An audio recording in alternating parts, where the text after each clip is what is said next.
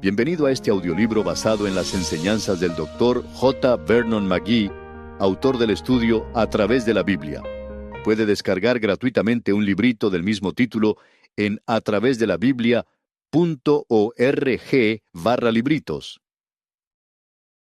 El mejor amor.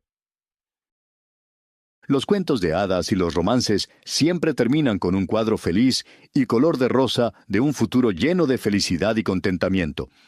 De hecho, siempre terminan donde empieza la vida realmente, en la ceremonia de boda. ¿Por qué hoy en día aproximadamente la mitad de los matrimonios terminan en divorcio? Obviamente esos no vivieron felices para siempre. Algunos no duraron hasta el fin de la luna de miel. Se están escribiendo muchos libros para tratar de remendar los problemas matrimoniales. La mayoría de ellos ponen ciertas reglas y reglamentos para hacer un éxito del matrimonio. Esto ha abierto un nuevo campo para que la iglesia entre en él. Antes era tabú. Sexo era una palabra sucia. Ahora es el tema principal de la conversación, sermones y seminarios en la iglesia. Mientras más explícitos, mejor se venden los libros a los santos. El problema no es ni el matrimonio ni el sexo.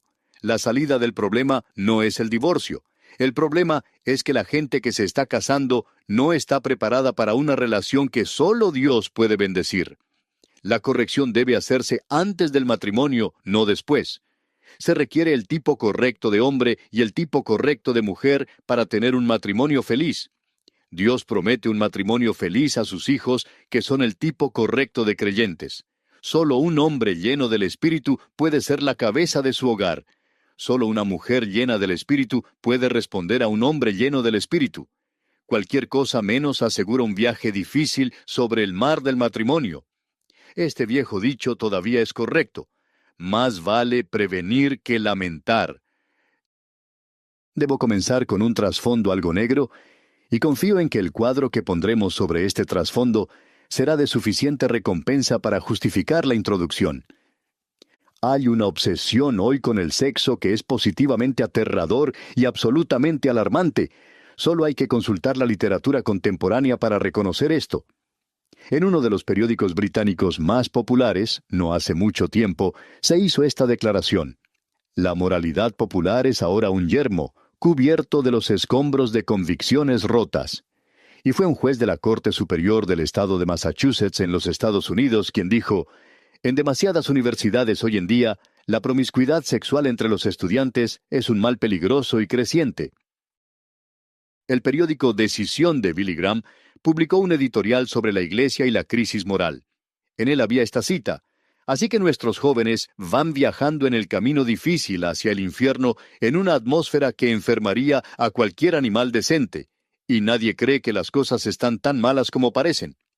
Un destacado escritor cristiano en América dice: pero ¿dónde están los gritos irresistibles externos para coincidir con las voces internas del alma que a veces murmuran oscuramente y otras veces gritan clamorosamente que todo no está bien, que pies descarriados están pisando el camino de la ira, el camino del juicio?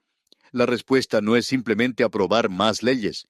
Se ha de encontrarse en la regeneración por su Espíritu, quien solo puede poner fuego en las almas de los hombres con una sed enviada divinamente para mayor pureza, tanto para el individuo como para el cuerpo político.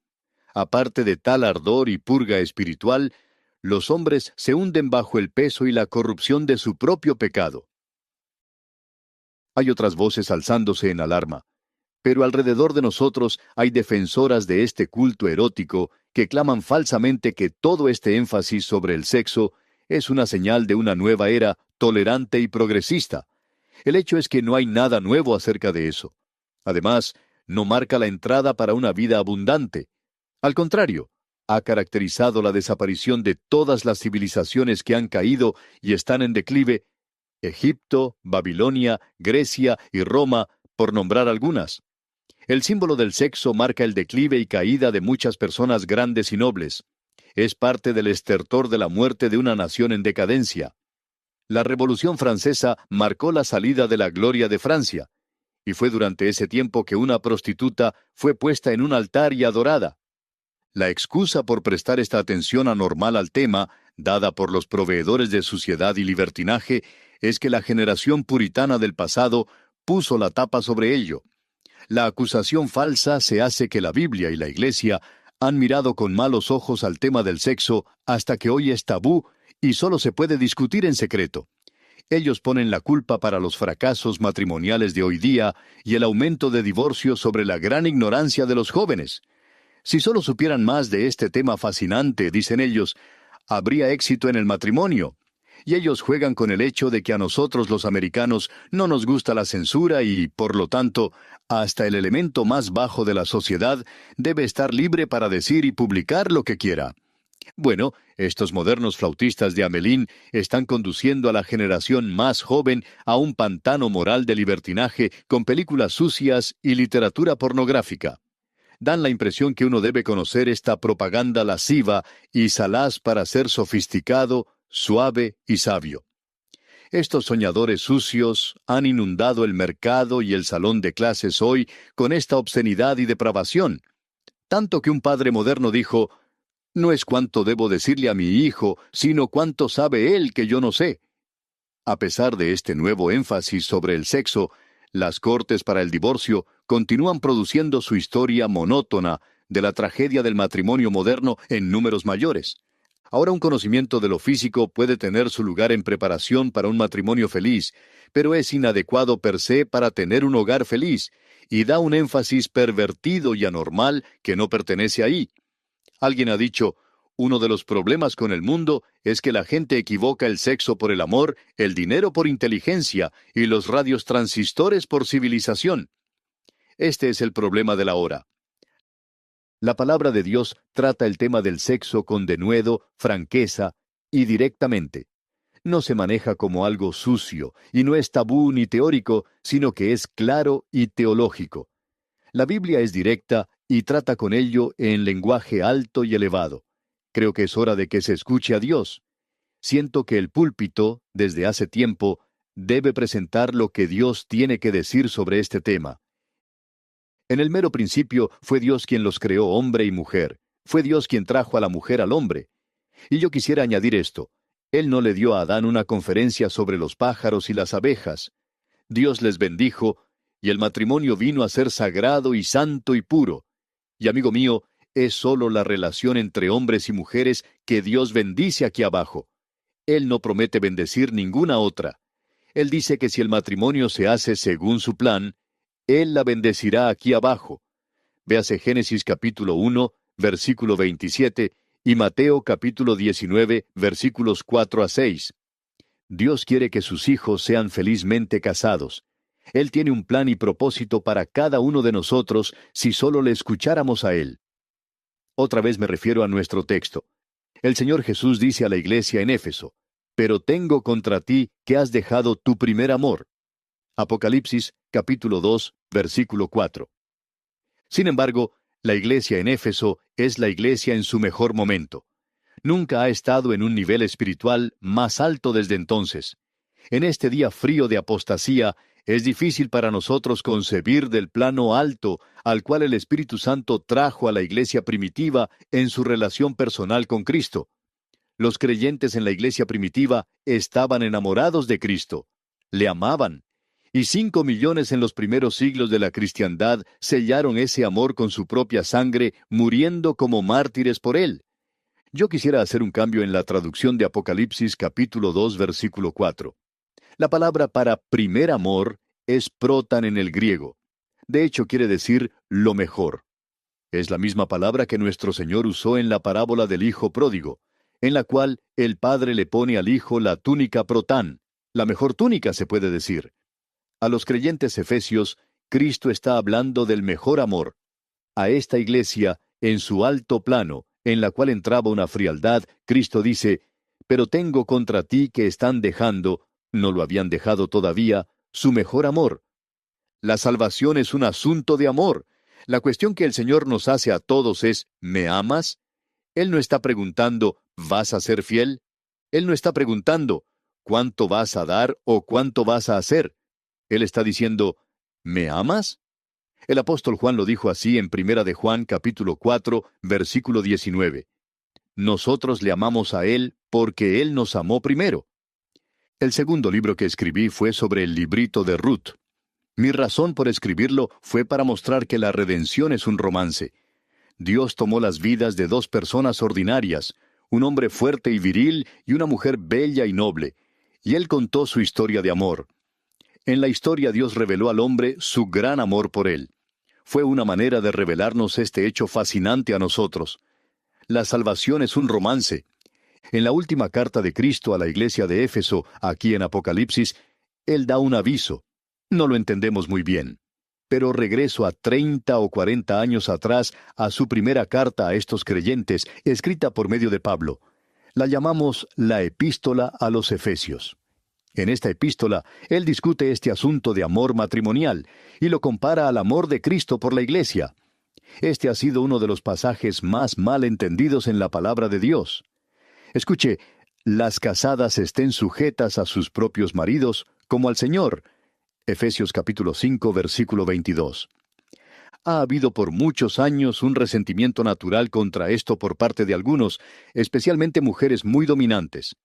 Pero resentir esto es perder el significado que hay aquí. La sumisión es de hecho el propósito del liderazgo en el hogar. No es una cuestión de enseñorearlo uno contra otro. Es el liderazgo por el propósito de traer orden al hogar. Pero además de esto, revela algo más que es bastante maravilloso. Él dijo, porque el marido es cabeza de la mujer, así como Cristo es cabeza de la iglesia, la cual es su cuerpo, y Él es su Salvador. Efesios capítulo 5, versículo 23. La analogía es a Cristo y la iglesia.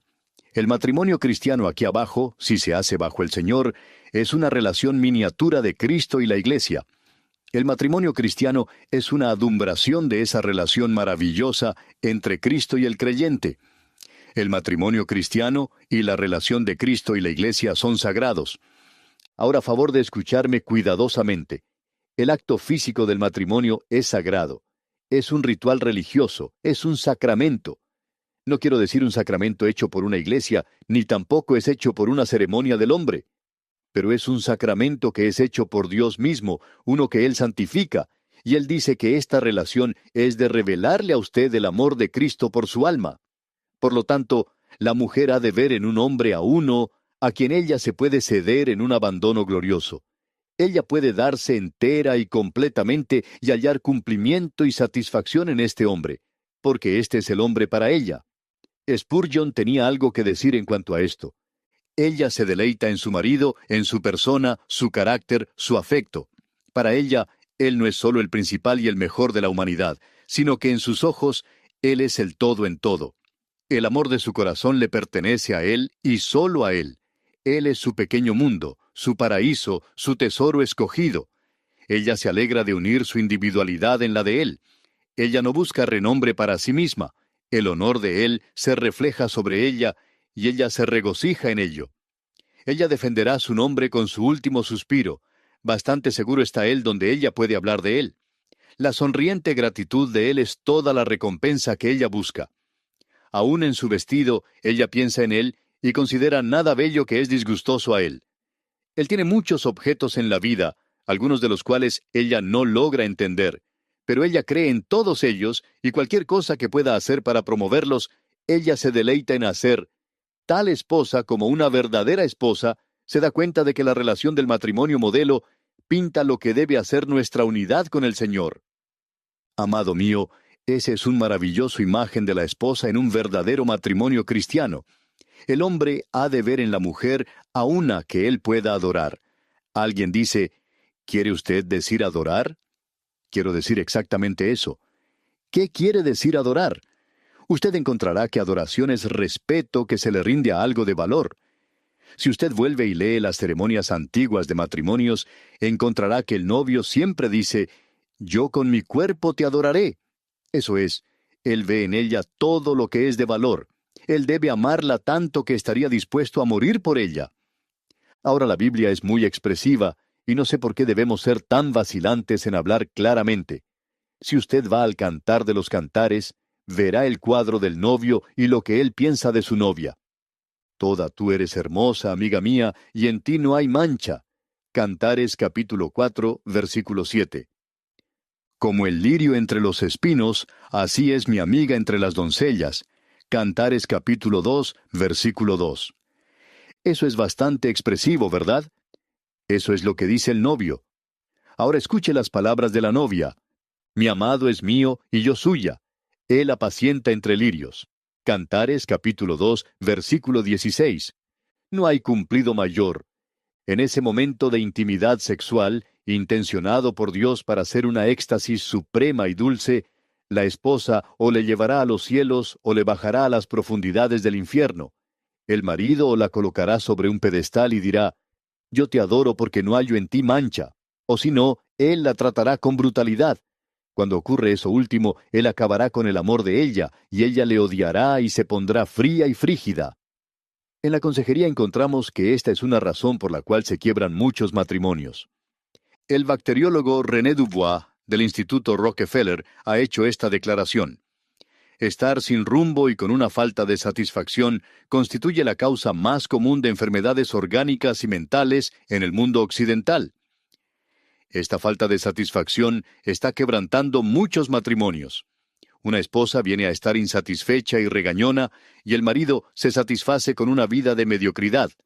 Él llega a sentirse solitario y o se vuelve en un marido calzonazos o un bruto dominante. Ambos se encuentran en nuestra sociedad. Ahora vamos a hacer una pregunta. ¿Es usted el tipo de mujer por quien moriría un hombre? Voy a ser muy franco. Si usted es una de estas mujeres que solo quieren coquetear con cada muchacho que aparece, aunque usted tenga belleza y personalidad, usted jamás será el tipo de mujer por quien un hombre moriría. Si usted no tiene belleza de carácter, si no tiene nobleza de alma, usted será solo una llama sin calor, un arcoíris sin color y una flor sin perfume. La palabra de Dios trata con ese adorno exterior, y no malentienda, la Biblia no milita contra él. Todos nosotros debemos hacer lo mejor posible. Algunos de nosotros tenemos problemas, pero debemos hacer lo mejor que podamos con lo que tenemos. Dios quiere que mejoremos la belleza que Él nos ha dado. Pero Dios pone el énfasis no sobre el adorno exterior, sino sobre el espíritu manso y quieto, el adorno interior que es ante los ojos de Dios de gran valor.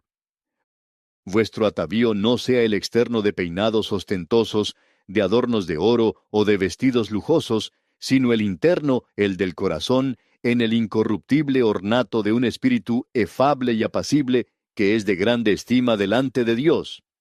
Primera de Pedro capítulo 3, versículos 3 y 4.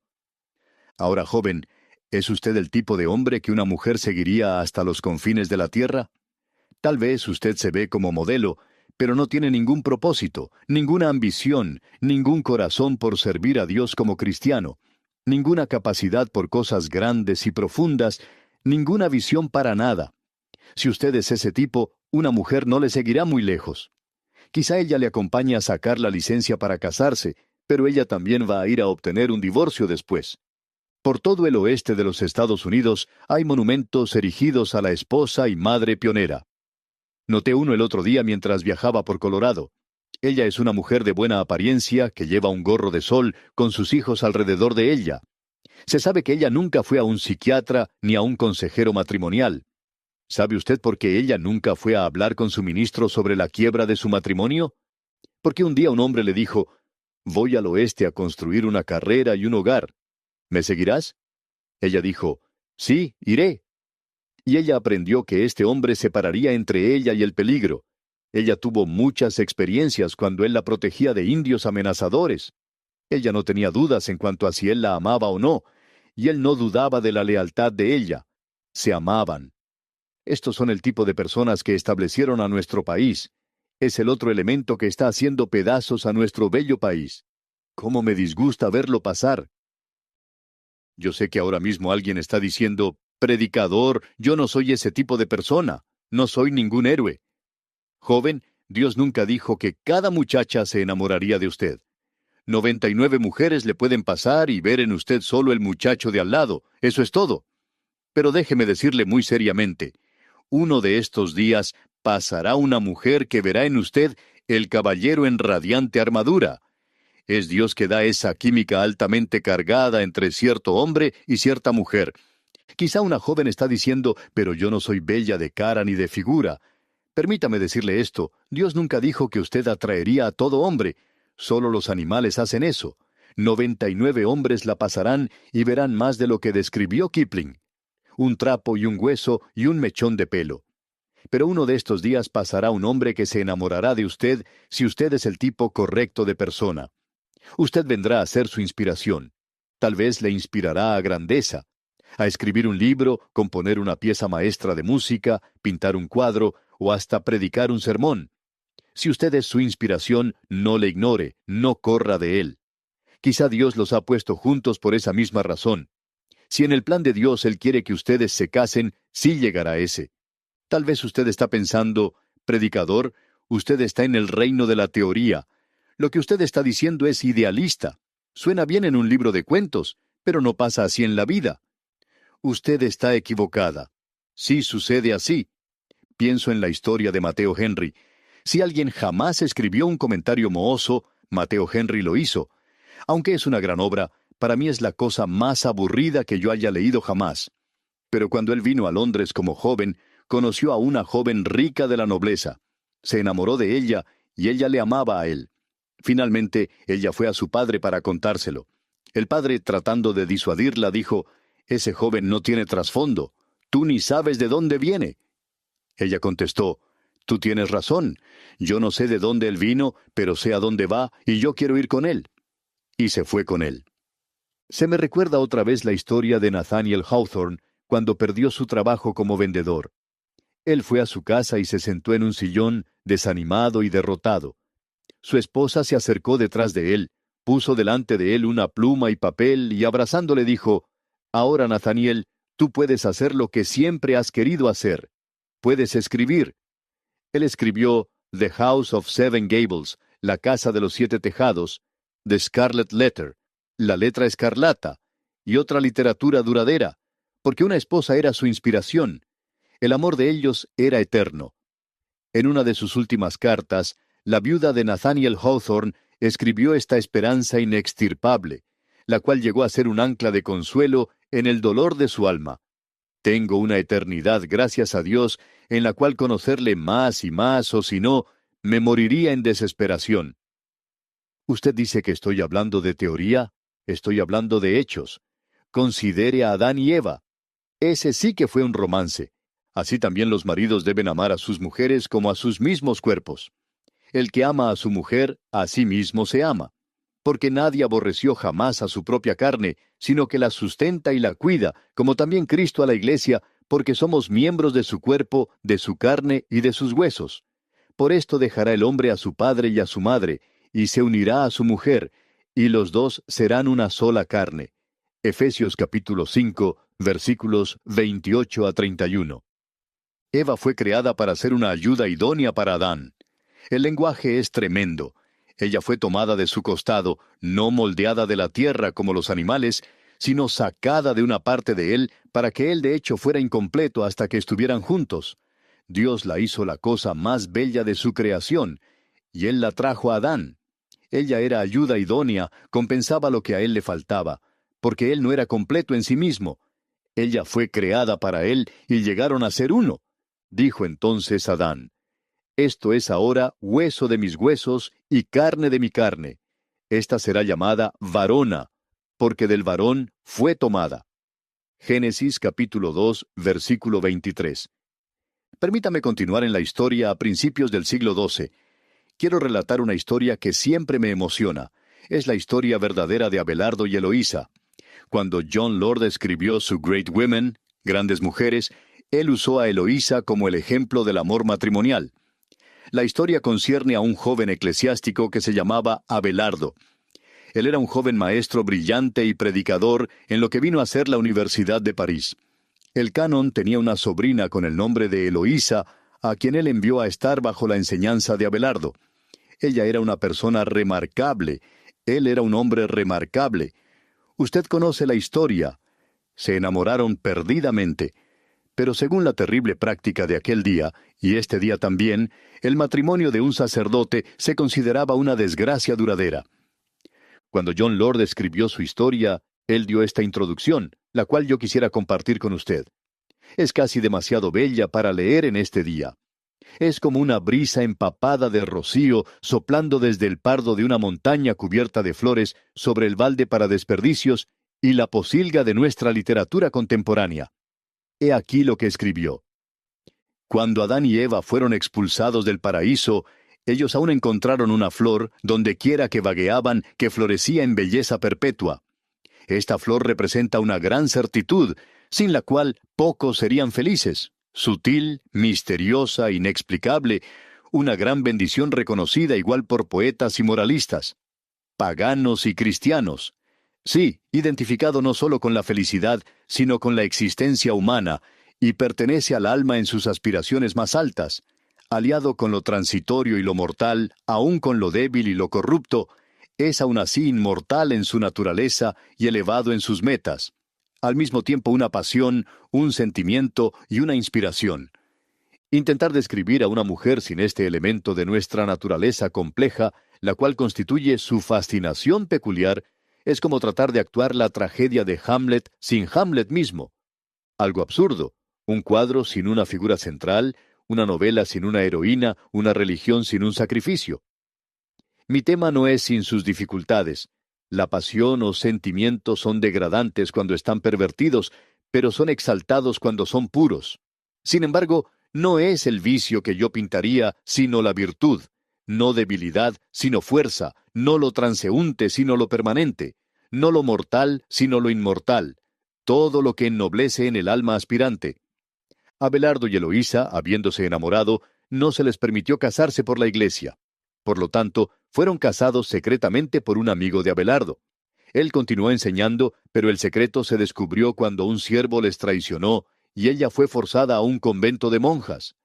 Abelardo fue probablemente el pensador más atrevido que produjeron las edades medias. Él era entre los pocos que empezaron a predicar y enseñar que la palabra de Dios era la autoridad para el hombre y no la iglesia. Este hombre, un gran hombre, se amargó y se volvió sarcástico en su enseñanza por lo que se le había negado. Cuando estaba en su lecho de muerte, porque él murió mucho antes de Eloísa, teniendo 20 años más que ella, pidió que se le permitiera a ella venir a verle. La iglesia hizo la cosa más cruel de todas. No la permitieron venir a verle. Por lo tanto, él le escribió una carta a ella. Para mí es la cosa más patética que yo haya leído jamás. Él la concluye con esta oración. Cuando te plació, oh Señor, y cómo te plació, nos uniste, y tú nos separaste. Ahora lo que tú has empezado tan misericordiosamente, termina misericordiosamente. Y después de separarnos en este mundo, únenos eternamente en el cielo. Y creo yo que en el cielo de Dios ellos están juntos. Una carta reciente de una viuda dice, acabo de enterrar a mi marido, y los predicadores me dijeron que no hemos de estar juntos en el cielo, porque los cristianos ni se casan, ni se dan en casamiento en el cielo. Pero de verdad sería muy solitario allí, y yo no pudiera aguantarlo sin él. Yo pude decirle a ella, es verdad que no se casa ni se da en casamiento en el cielo. Usted hace eso aquí abajo. Usted estará con él en el cielo porque ustedes quieren estar juntos. La historia de John Wesley no se cuenta en Inglaterra, sí se cuenta en los Estados Unidos, en Georgia. Cuando John Wesley vino a Georgia como un joven misionero, la corona ya había enviado allí a un noble. Creo que querían librarse de él en la corte porque era un hombre insípido, carecía de personalidad y masculinidad. Pero debido a la terrible costumbre de ese día, la nobleza tenía el derecho a casarse con la mejor, y él se había casado con una mujer no solo de gran belleza y de fuerte personalidad, sino también una cristiana sobresaliente. Entonces vino a su colonia este fogoso y joven misionero. Ya usted sabe la historia. Ellos se enamoraron. Y sucede que esa es la historia de amor de John Wesley. Él le rogó a ella que huyera con él para vivir entre los indígenas. Ella dijo, no, John, Dios te ha llamado a regresar a Inglaterra y Él te ha llamado a hacer algún gran servicio para Él. Fue ella quien envió a John Wesley de regreso a Inglaterra. Vino la noche cuando su barco iba a zarpar. Tuvieron que esperar para la mareada y el viento, y ella fue para despedirse de él. Oh, sí, ella le abrazó aquella noche, y él la abrazó a ella. Pero aún los peores críticos de Wesley dicen que nada tomó lugar que era inapropiado. Él aún le rogó que fuera con él a vivir entre los indígenas. El biógrafo de Wesley dice que él bajó 2 veces por la pasarela, pero 2 veces ella le hizo volver de regreso a Inglaterra, a casarse con la iglesia metodista. Él regresó a Inglaterra un hombre quebrantado de corazón, pero ella había llegado a ser su inspiración. De regreso en Inglaterra, él era infeliz e insatisfecho con el sistema legal que él había trazado y por el cual vivía. Él se había dado cuenta de que él era un pecador y no un hombre convertido. Su biógrafo le cita diciendo, «Yo vine a América a convertir a los indígenas, pero ¿quién va a convertir a John Wesley?» Varios años después él fue salvo en Aldersgate, y se casó con una mujer que realmente era dominante y agresiva. Se enteró de su romance en América y solía pararse en el servicio y denunciarle. Wesley siempre sentía que era el juicio de Dios sobre él, y él simplemente se quedaba allí soportándolo. Cuando ella acababa su diatriba y se sentaba, Wesley se paraba a predicar, y el Espíritu de Dios bajaba sobre la congregación. La inspiración para ese hombre estaba allá en Georgia. Cuando ella se despidió de él, había dicho, «La providencia y Cristo puede que no nos dejen estar juntos en la vida, pero estaremos juntos allá». Oh, yo sé que alguien me está diciendo, «Usted ha entrado en un periodo romántico. ¿Qué de hoy?» Por lo tanto, quiero ponerlo al día. Vamos a expresarlo según la generación actual. Le aconsejé a un cristiano que me ha permitido contar parte de su historia sin dar nombres, por supuesto. Él es un hombre muy moderno, dedicado a Dios, que quiere la voluntad de Dios en todo. Él ha conocido a una mujer con quien se ha enamorado locamente. Un muro los separa. Él ha descrito ese muro tan alto como el cielo y tan hondo como el infierno. Él no lo cruzará. No conozco los sentimientos de la mujer. Él dice que tiene una personalidad calurosa, y a él ella es bella. Dice que ella es fina, noble, una cristiana dedicada y quiere la voluntad de Dios en su vida. Las palabras que él siguió repitiéndome fueron, «Ella es encantadora». Ella le ha inspirado, estoy seguro, y probablemente ella es la única que puede hacerlo. Pero, dice él, estamos separados aquí abajo. Está bien. Esta generación actual, adelante y díganlo. Ellos son chapados a la antigua. Esta generación que ha tenido un lavado de cerebro con la psicología freudiana, dice, déjate. Haz lo que te plazca. No debes tener inhibiciones. Vive como animales. No, estas personas no son animales. Él dijo que esperaría. Con una sonrisa irónica, él me dijo esto. ¿Sabe usted? Las murallas de Jericó eran formidables, pero se cayeron. Si es la voluntad de Dios, Él quitará el muro entre nosotros. Si no, recuerdo su sermón sobre la Nueva Jerusalén, donde dijo Cristo, «He aquí yo hago nuevas todas las cosas». Hemos manejado mal nuestras vidas aquí abajo, pero allá Dios nos dejará empezar de nuevo. Ahora estoy hablando a jóvenes. Usted puede tener un matrimonio de sótano de gangas, de segunda mano si usted así lo quiere. Puede ser sórdido y de mal estado. Si usted escoge la manera barata, tendrá un hogar que, de ningún modo, representará a Cristo y la Iglesia. Puede ser un infierno aquí abajo. Acéptelo de uno que ha aconsejado a muchas parejas que son cristianas. Pero, joven, usted le puede pedir a Dios lo mejor. Usted puede decirle que no aceptará nada que no sea lo mejor, y Él le dará una vida a color vivo. El sexo no es tabú. Un matrimonio cristiano lleno del Espíritu es una relación santa. Es un sacramento santificado de Dios. Cuando no lo es, no es más que un acto animal. El sexo no es una palabra sucia, es un acto sagrado. No es salaz, es santificado. Cuando un hombre y una mujer se dan uno a otro en un acto de amor matrimonial, ellos pueden conocer el amor de Cristo como nadie más lo puede conocer. Eso es exactamente lo que se dice en la palabra de Dios. Grande es ese misterio, mas yo digo esto respecto de Cristo y de la Iglesia. Efesios capítulo 5, versículo 32. Como he dicho antes, creo que en un momento el apóstol Pablo estaba casado y que él amó a una buena mujer quien le respondió a ese amor porque él habló tan tiernamente de la relación matrimonial. Él escribió, «No puedo decirte cuán maravilloso es esto, es un gran misterio, pero yo de verdad estoy hablando de Cristo y la Iglesia». Entonces él sigue y añade, «Por lo demás, cada uno de vosotros ame también a su mujer como a sí mismo, y la mujer respete a su marido». Efesios capítulo 5, versículo 33. Cuando un hombre y una mujer llegan a ese lugar, entonces ellos pueden conocer a Cristo, quien se dio a sí mismo en amor por nosotros. Y ellos pueden conocer entonces lo que es traerse y ofrecerse en total dedicación a Él. Entre los indígenas Tzeltal en México hay otra historia de amor. Se hizo una película sobre su vida. Puede que usted haya visto The Bill Bentley Story, la historia de Bill Bentley. Bill Bentley era un buen joven misionero entre los indígenas Tzeltal. Él estaba comprometido a una joven muy adinerada, de gran cultura y educación de Pensilvania, en los Estados Unidos. Ella había de ir allí a casarse con él. Pero nunca se casaron, porque Bill Bentley se enfermó y murió. Mariana Slocum, la joven a quien él estaba comprometido, dijo, «Yo iré allí y terminaré el trabajo». Y lo hizo. Ella aprendió el lenguaje de esos indígenas y tradujo la palabra de Dios para ellos. Dejando a 6,000 creyentes o más, ella y una enfermera se trasladaron a Colombia para iniciar una obra en una de las tribus indígenas que no tenían nada de la palabra de Dios en su lengua. Algún día ella y Bill tendrán su luna de miel. Ellos nunca la tuvieron aquí. La última vez que vi a Mariana Slocum fue en el aeropuerto en la Ciudad de México. Ella estaba sentada allí orando porque no podíamos conseguir una reservación aquel sábado por la mañana, y yo tenía que estar aquí el domingo. Yo quiero decirle a usted que ella oró y me consiguió pasaje en ese avión aquella mañana. Ella tenía contacto con Dios. Amigo mío, ¿conoce usted al Salvador quien le ama? Más de lo que una esposa podría amarle, más de lo que un marido podría amarle.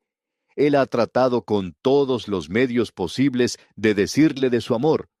Él se dio a sí mismo por usted, para que Él pudiera presentarle a Dios sin mancha, sin defecto, lo cual es toda su obra. Él le pide solo aquello que se le pide a cualquier muchacha cuando ella recibe una propuesta de matrimonio. Ella puede decir que sí o que no. Usted puede decir sí o no a Cristo quien le ama.